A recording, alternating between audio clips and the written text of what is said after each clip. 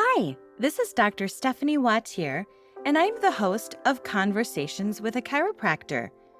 This is not a health how-to, but rather a conversation with some amazing people I've had the pleasure of being with on my journey of life. Think of it more like Tuesdays with Maury, a fireside chat, or chicken soup for the soul. Grab a cup of coffee, sit back, and enjoy this conversation with a chiropractor.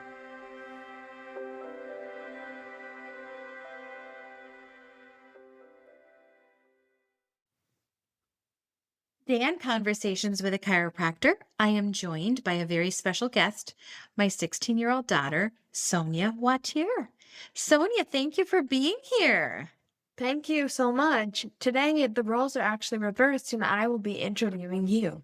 Tell us a little bit about why you have to interview someone and what class this is for. This is for my AP Lang class.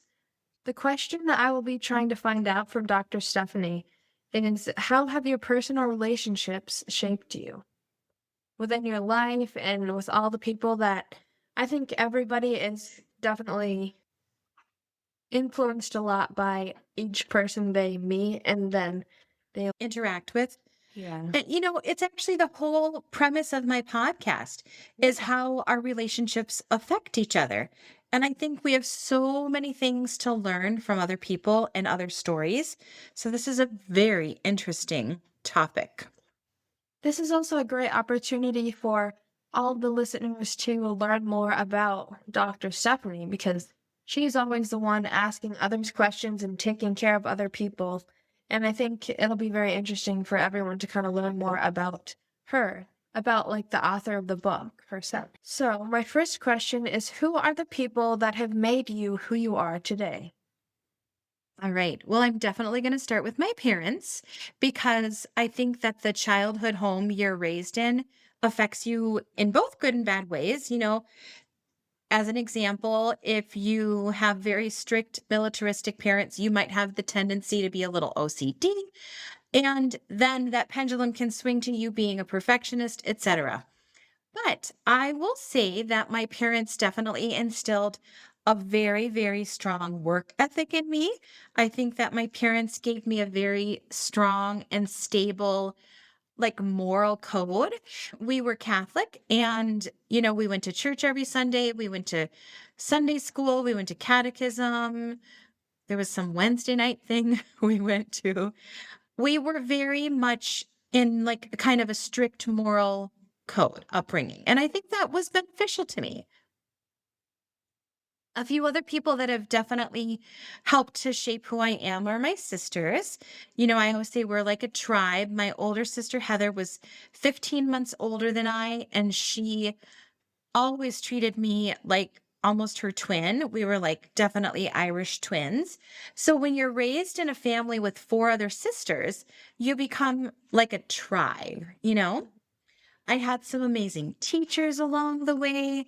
Definitely some of those folks helped to shape me. I was really big into music and musical theater. John Beck was my choir teacher, and Lynn Soderberg was my theater director. And I think that there were just a lot of people who helped to shape me to be who I am. So, going back to your friends and families, what are qualities about your parents and siblings that you like and admire? And what are some characteristics that they have that are more challenging? Well, I feel like all of us, all of me and my sisters are very, very different.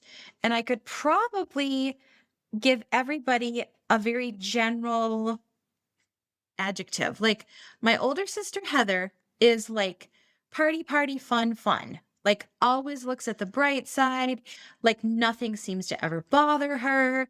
She's very hardworking. She's very charismatic. She's like a fashionista, but she's fun. Like life in her realm is fun. So that is a wonderful characteristic. My sister Anna is very, very serious. And I think that she's very much like nose to the grindstone, do what you have to do, don't complain about things, just press on. And I think that that is a very amazing quality as well. My sister Melanie, the fourth little girl who I did have on my podcast a little bit ago, you can probably hear that I wouldn't call it a nonchalance, but she's like, you know what? Don't worry because everything's going to be okay. Like, I wouldn't say that any of us are worriers, like nattering worriers. My baby sister, Jackie, I do think tends to be a little perfectionistic. And that's so good, like, when she's baking a pie, because it's, like, the perfect crust. And when she's planting her garden, it is, like, the perfect garden. What's very interesting is that some people might think I'm a perfectionist, but I'm definitely not. I like to get things done as fast as I can, which I'm not saying is a good quality. But Jackie and I are very opposite each other in that regard because if we're working on something together, she's like, no, no, no, no, we have to wait. We have to do it exactly this way. And I'm like, let's just get it done. Back to your older sister, because she was kind of the person that you had throughout your life, like in high school, all like while you were a kid and getting older. Do you think you purposely tried to be so different from her? Or was it subconscious? Or did Mm. you feel like she already played the role of the fun sister in your group? I don't think anything that I did was conscious. I think I just was created the way I was created. And perhaps because my older sister was a little bit more fun and a party girl, maybe that amped up my seriousness and my rule following because there were a lot of instances where I had to take care of her to make sure that she was okay. I bet the listeners will find this question extra interesting. What do you wish people knew about you as an individual? Hmm, that is a very interesting question. That's a very hard question. I Hmm. think a lot of people already know that you're very caring, you're very understanding of other people, and you're very bubbly, like just how you come off. So those things I feel like are kind of already widely known about you, but what are some things you feel like people might not know about you? Hmm. Well, they might not know that I don't love cooking. I used to like cooking, but I just don't anymore. It takes up too much time, and it's too difficult to find new recipes and new exciting things. What do you think people might want to know about me? I think you're more, you might be more fun loving than you seem. Like in the workplace, That because is probably very true. I feel like you can be in your work mode, which is how you present yourself to people like at work events or at like in group settings, like related to work. You know what? You're absolutely right. So, probably when I am at work, whether I'm seeing patients and I feel responsible for them, or I'm working with my staff and I feel responsible for the entire workings of the office, I probably do have that heightened seriousness or that heightened like sense of responsibility. And I probably don't seem very like fun loving or relaxed. So people probably would not expect me to be fun or funny. In a specific scenario that I experienced that I feel like listeners or other people in the workplace that don't get to experience your fun loving side wouldn't expect is like at our cabin when we're all down by the water, people might expect you to be sitting on the shore reading a book or sitting on the dock, but you're in the water, you're swimming. I love to be in the water. I love it. And that's a characteristic I've definitely got from you. I don't think people would know that you are very adventurous and brave in the water. Like you're the first one that's going to like run as fast as you can down the dock and jump in the water. I think that people wouldn't think that you are as adventurous as you are. And I wonder, even in like how personal relationships have shaped me, I wonder if I've kind of got that like sense of, or that aspect of me that's kind of more reserved up front from you. Mhm. Mhm. And do you think that it is learned or do you think that it was like genetic? Like that's how we were both created? Or do you think that you somehow like mimicked I me? think I somehow mimicked you. I disagree. I think it's just who we are in our nature. Yeah. I don't know. That would be a question for a psychologist. Yeah, that's very philosophical. What are some things that have changed your life? How did those things change your life? Mm. Well, I think that there are cultural, superficial milestones, and then there are personal things, right? Some of my education has changed my life because first I was a nurse, then I did travel nursing. Those very adventurous years were wonderful, and I'm sure that they shaped me and changed me. Becoming a chiropractor definitely shaped me in different ways, being a business owner.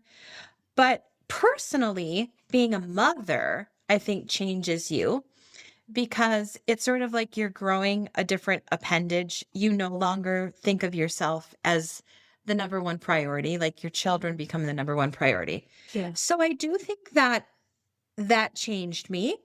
There were bad things that happened in my life that I'm sure changed me. Someone embezzled from me. And, basically my attorney said, well, you have two choices. You can either pursue this legally to get justice, or you can try to save your business. And obviously, I chose the latter. What led you to become a chiropractor rather than continuing your adventures of a traveling nurse? When I was in high school, I was going to a chiropractor in my town, Mary Benson. Loved her. I loved getting adjusted. I loved the thought of becoming a chiropractor, but I was paralyzed with the fear of debt. My parents were very supportive in emotional ways, but financially not so much. So we had to put ourselves through school. And I just thought, wow, there's no way that I can go from my undergraduate degree debt and then going to chiropractic school and getting my doctorate. I did everything in my absolute power to minimize my undergraduate debt. I always had a job. I had a work study job at Wharton Center for Performing Arts, which was so fun and I loved it at Michigan State. I was also a resident assistant at Holmes Hall, East Holmes Hall. And so I did everything I could to minimize my debt in undergrad, but I still came out with some debt. So ironically, I had wanted to become a chiropractor from probably your age, like when I was like 16 or 17. I became a nurse because I thought it was a very practical undergraduate degree to have where I could earn money. And I did. I mean, I did love being a nurse and I did earn good money, a very good wage.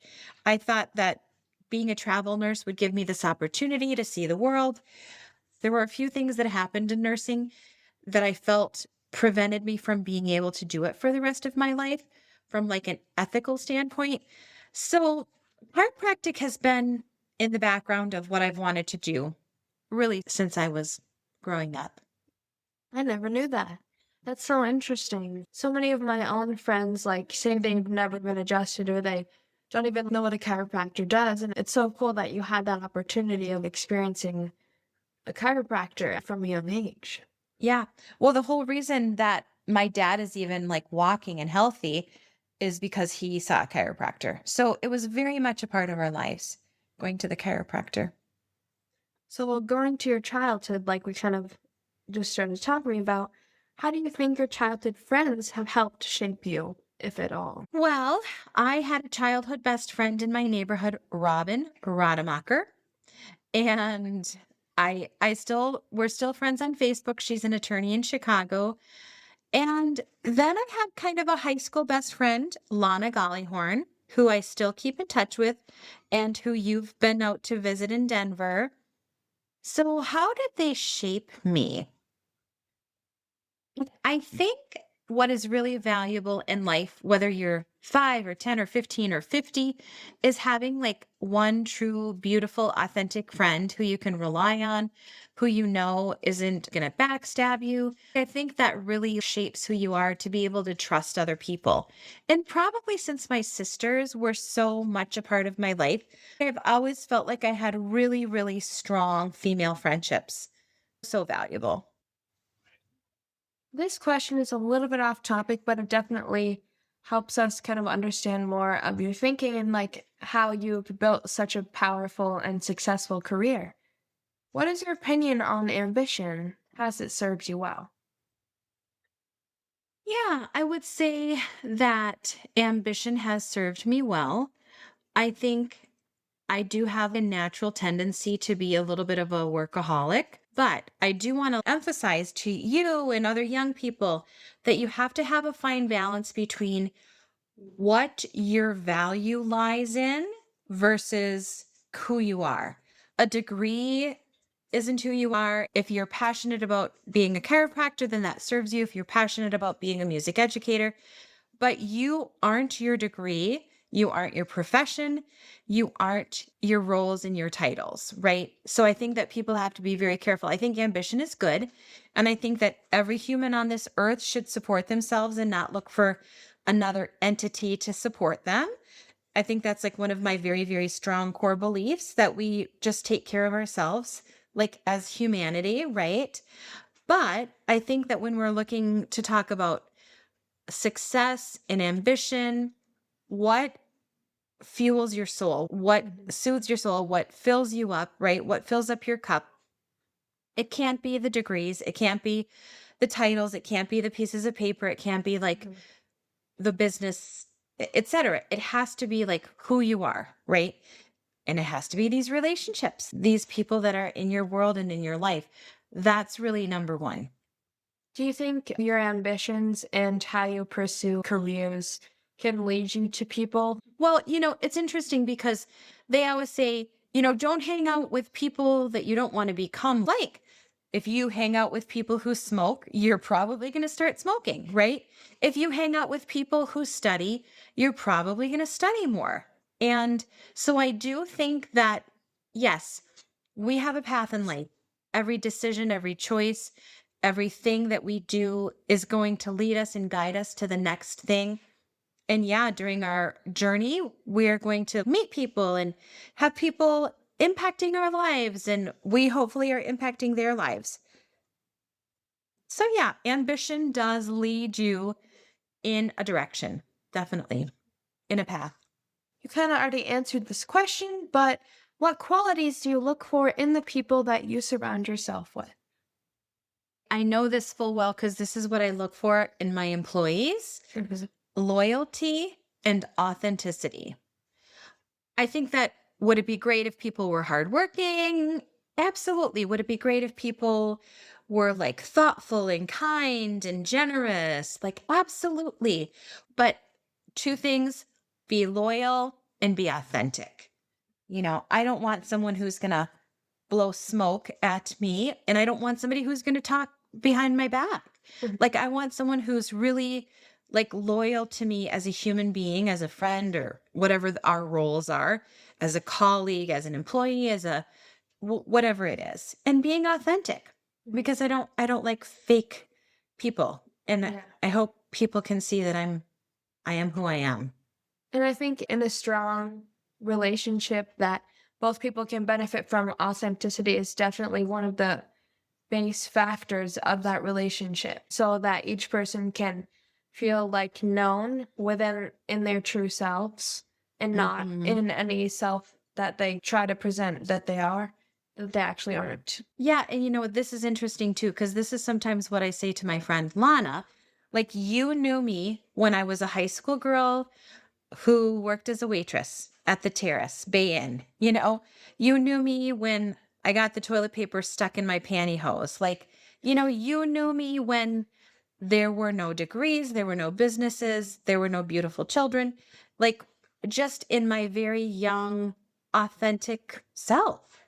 Mhm. And that's beautiful to me. And I have been truly blessed by having one person in my business by my side since like literally the very beginning. And she is the epitome of authenticity and loyalty. And that's Valerie Whiteman. She's my office manager. Her mom was like your adopted grandma. There's never been so much like love and understanding and generosity of spirit than those two beautiful women. Absolutely. That's my auntie Val. Yeah. And I have an amazing business partner, Jamie. We bounce ideas off of each other. When one of us is up, the other one is down, and vice versa. Mhm. And we can be completely transparently honest with each other. which is another really valuable quality to have in a friendship and any relationship, is to be able to be like hugely authentically honest. Mhm.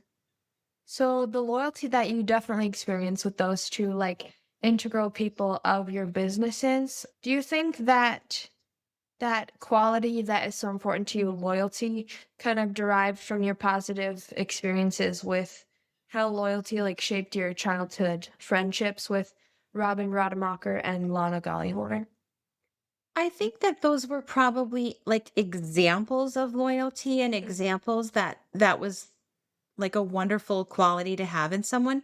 And I also think that the betrayal that I felt because it was a friend who embezzled from me. So the the sort of the devastation that that created made me value loyalty even more. Yeah. So yeah, kind of two things, like good and bad. What has surprised you about life the most? Hmm. These are really hard questions. I want to find out what your thought process is and what comes to your mind first. What surprises me? What has surprised me? Well, the crappy, horrible thing that is surprising is how quickly time passes, right? Like, I mean, you will know this as a mother, and it's going to be hard for me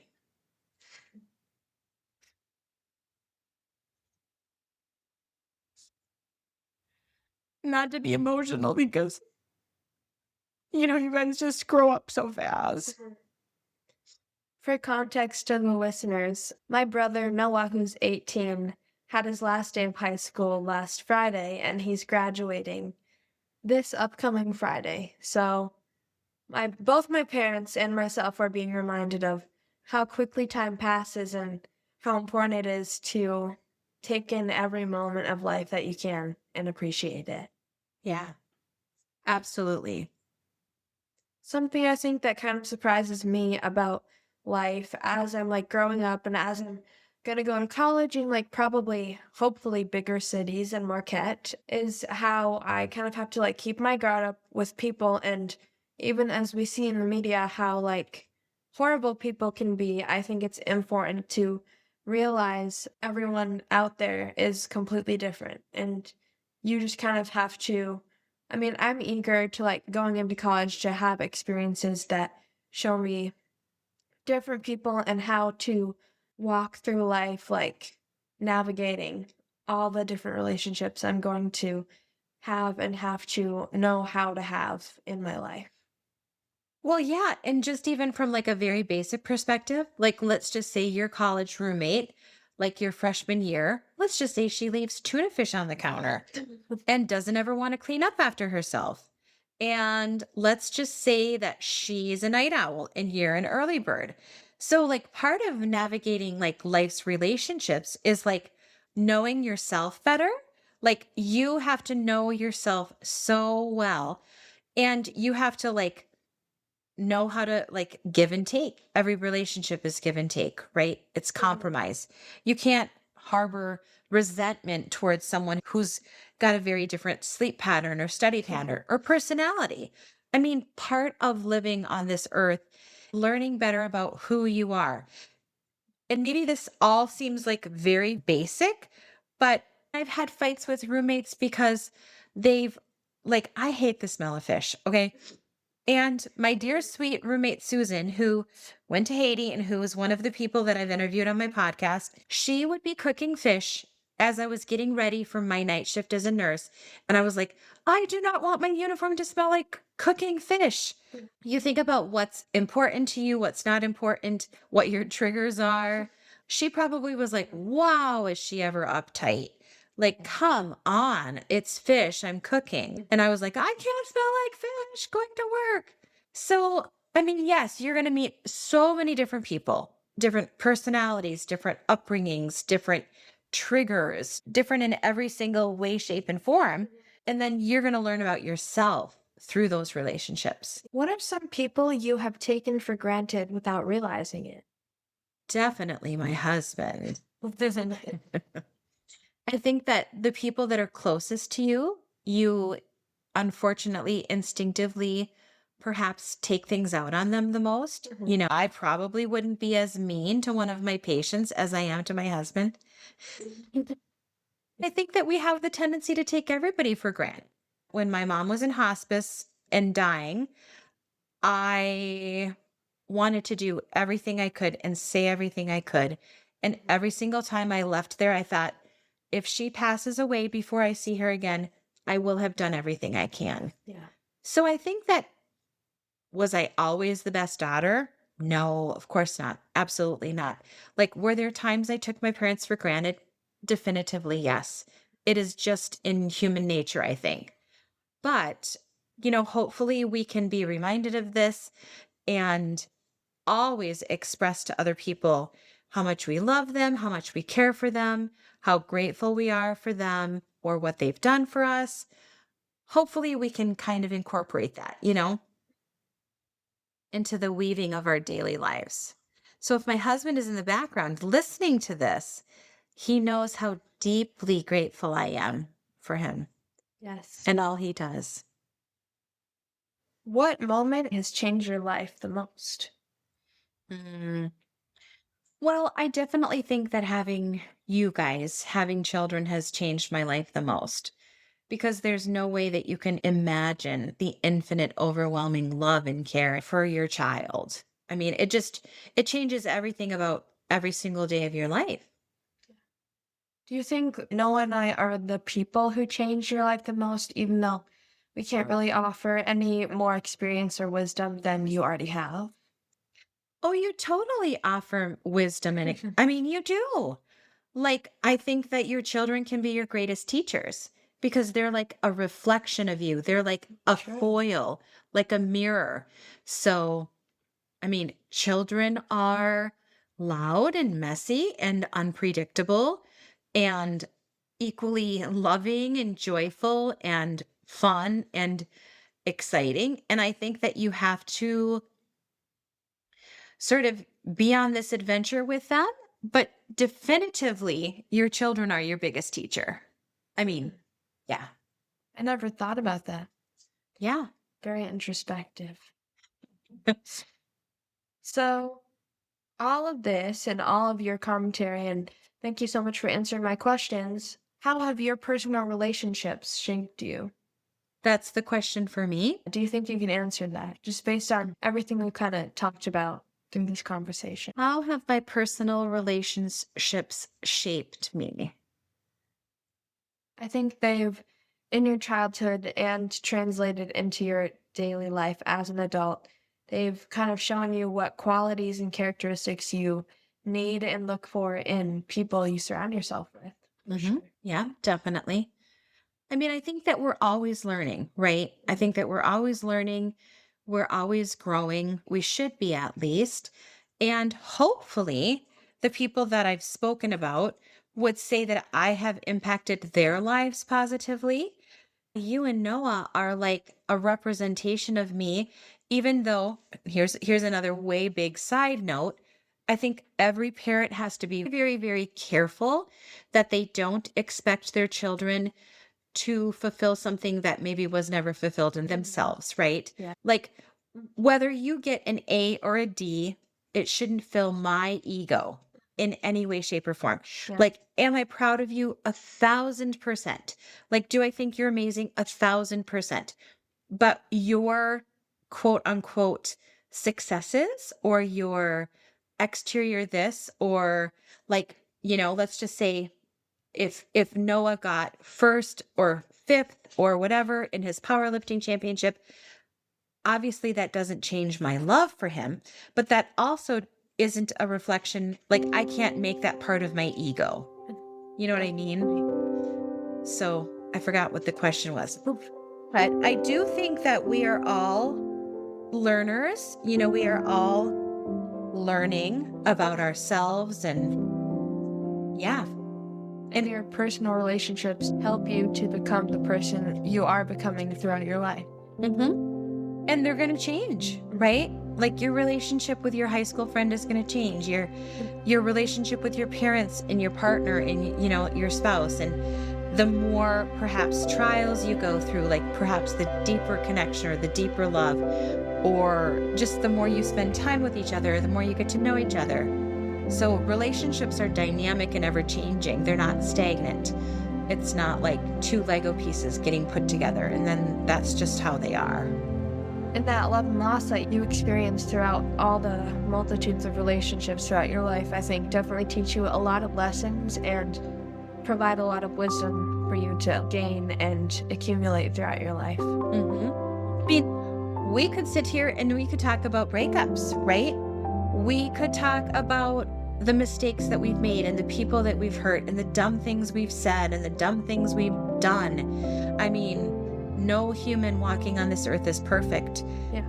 I do hope that I've asked for forgiveness from most of those people that I have wronged And even through those mistakes that we've made in personal relationships, I think it's important to kind of learn from those mistakes and then move forward and not dwell on the mistakes and not like continuously think about how we could have changed the past because we can never change the past. You're right. You have to forgive yourself. And I think sometimes that's where people get hung up, is that they punish themselves for things that they've done. It's like if you can make it right in any way, make it right. But then you have to move on for your own mental health, for your own sake. You have to forgive yourself. Thank you so much for allowing me to interview you, and it's been a pleasure. Well, thank you, my darling Sonja. I hope she gets an A on this, Mr. So-and-so. Thank you so much for listening. If you've enjoyed this podcast, would you please rate it, review it, like, or subscribe? You can find me on social media at wautierwellness.com, Dr. Stephanie Wautier on Instagram, or Wautier Wellness Chiropractic and Massage on Facebook. And I'm so curious where your next conversation will take you.